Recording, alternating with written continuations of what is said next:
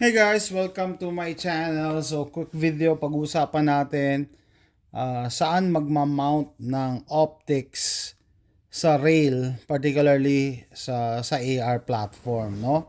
So na safety check na natin to prior to filming. So ito yung aking 7.62 by 39 na AR. Um Not to bash or anything, or hindi ko rin expect na maniniwala kayo, no? Pero so, generally, pag mag install ka ng optics, either sights or scopes, dapat nasa upper. Kung napanood nyo yung video namin ng kaibigan ko si JR, na nag-shoot kami ng kanyang CMMG Mark IV, no? CMMG Mark IV. Yung optic niya nasa pagitan ng handguard at saka ng upper. Okay? Sabi ko nga, generally, dapat sa upper ka kasi ayaw mong gagalaw yung optic mo. No? So, yung sa kanya kasi, masyado nang masikip yung space dito kasi gusto niya mag-co-witness sa backup iron. So, anyway, kung hindi nyo napanood, check nyo na lang yung video nung AR niya. Siguro pa nakita ako di kami, gagawa ko ng video sa kanya. Pero ito, sa akin, okay? So, may nagko-comment na, baka sir, gumalaw yung point of impact niya kasi hindi sa upper nakakabit. Sa handguard. Sabi ko, hindi, kalahati sa handguard, kalahati sa upper. And pag aluminum, usually aluminum ang base mo or yung optic mount, hindi yan gagalaw. No, sinasabi ko aluminum kasi may mga AR na polymer. So ang polymer may flex. Pag gumagalaw, pagka pumuputok, pag makukuha ng high speed camera, may flex ang polymer. Pero pag aluminum, generally walang galaw 'yan. So ang aluminum kasi is as strong as steel pero lighter than steel. Okay, so kanina gumawa ako ng video ng kaibigan ko si Carlos sa JRA, Jose Rizal Adventure Channel.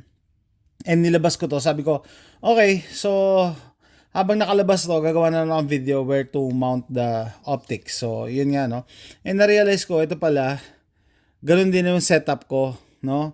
May kakapiranggot na nakakapit sa handguard. So, may nag-comment na hindi naman ako nambabasya, lang to. Syempre, learning experience para sa lahat. Generally talaga, dapat dito ka mag-mount. Pero, there are times and, sabi ko nga, mga old school, mga long time gun owners, pinapractice to. It is frowned upon by other people, pero pinapractice to. Binibridge mo yung handguard sa upper receiver mo. And para sa akin, wala namang problema yon. Okay? Sabi niya, sir, kasi konting galaw ng handguard. Sabi ko, no. Paano gagalaw yan? Aluminum lahat yan. Aluminum. Hindi yan gagalaw. No? And ito, sabi ko, since nakalabas to, papakita ko sa inyo na hindi gagalaw. And sa akin kasi hindi 50-50. No? Konti lang. Inusok ko pa lang dito ng konti para lang ma-support na yung handguard ko. Okay, ano ibig sabihin? Kita nyo, tinanggal ko yung set screw niya. So, papagalawin natin yung handguard. Ito yung optic ko. Okay? So, walang galaw sa sa optic. Sabi ko nga sa inyo, lalo na pag aluminum ang mounting platform, hindi yan gagalaw.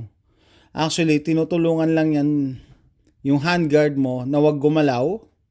And syempre, kung nakalock ang handguard mo, tutulungan ka rin niya na wag gumalaw. Pag hinigpitan ko pa to, kasi yan, hindi pa gano'ng mahigpit to. Pero kita nyo, wala siyang galaw, wala siyang pakialam dito kasi majority sa akin ng nakakapit dito. Okay? So, with that, sabi ko although this is not advisable, pero pinapractice yan, lalo na yung mga matagal ng gun owners, and na testing na walang galaw yung ganitong setup. Na it's okay na yung ibang firearms mo merong nagbi-bridge ka ng handguard to upper receiver, lalong-lalo na kung red dot. Okay?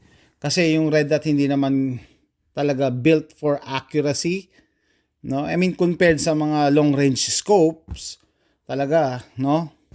Pero may mga limitations kasi yung ganong setup na sasabihin mo, dapat dito lang yan nakakabit. Paano kung yung scope mo naman sobrang laki tapos yung mounting niya is mahaba? So, i-consider mo yung yung firearm mo. I-consider mo. Kunyari ito, maliit lang yung space niya talaga dito. Maliit lang yung space niya rito. Tapos maglalagay ka ng scope.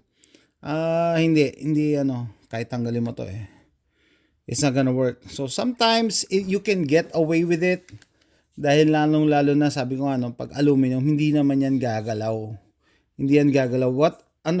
Anong instance na may magkakaroon ng play tong aluminum na to na mounting platform, 'di ba? Kasi ang aluminum once na mailak mo yan, nakalock na yan. Hindi yan nagba-vibrate katulad ng tawag dito, polymer. Okay? So sabi ko sakto ito, niloosen ko. Actually ito pwede mag-loosen Kaya ako siya binridge kasi yung handguard ko pwedeng gumalaw. Kaya ayan. No? Pero ito hindi to gagalaw kasi independent na nakakapit. Sa akin naman yan. Siguro 75-25. Majority nakakabit. Wala pa rin tong play. And as always, kung magkakabit kayo ng mga ganyan and concerned kayo na may play, i-loctite nyo. Loctite nyo yan. I-loctite nyo dito, i-loctite nyo dito. No, para hindi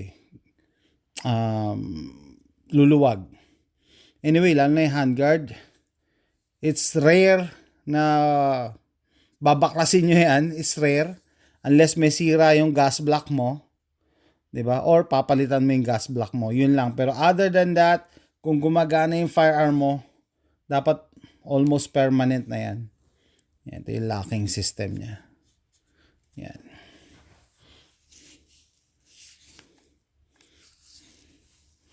So, ganito ba gagawin niyo pag it's up to you guys, depende. No? Sabi ko nga, it's frowned upon na maggaganto kayong setup or talaga totally dito niya ilalagay. Depende nga kasi. Pag masyado na maliit yung real estate, wala ka nang paglalagyan, atras mo konti, it's not gonna hurt. Lalo na, red dot hindi naman built for talagang long range accuracy. Yung kay JR din, yung sa kanya. Siguro pag lumabas uli kami, kasi pinakita niya sa akin, 100 yard shot ba? Ang ganda naman yung groupings, kahit ganun yung setup. So yun, at least meron tayong ebidensya. Anyway, quick video lang. So, saan magmamount ng optics sa AR? Generally, dito dapat. Pero, case-to-case basis, it's not gonna hurt. Kung konti, ganyan. Para mag-lock yan tatlo. Lock, lock, lock. And make sure, gamitin yung Loctite. See you next time. Bye.